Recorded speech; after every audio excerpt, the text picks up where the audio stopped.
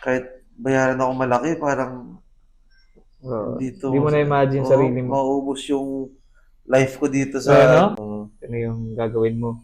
when after college, sabi ko Hmm. parang ayoko mag-work ng corporate. Parang Okay. nung nag-work ako sa dad ko, sa office, parang sabi ko, Mm. inaantay ko matapos yung oras, parang inaano ko yung day ko na Yun ang, nakakulang ako yun ang dun. sign eh, no?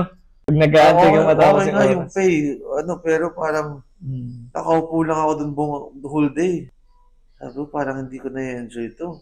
Mm. Kahit bayaran ako malaki, parang Oo. hindi to, Hindi mo na-imagine sarili mo. mauubos yung life ko dito sa Ano? hindi ko gusto na Sayang yung, ginagawa. sayang yung taon eh.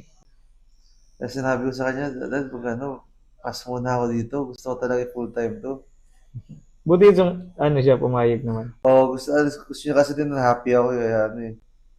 Tapos nakita rin niya nun medyo kumikita na rin ako sa pag-DJ. Parang sabi niya, "Ay, okay, pwede na."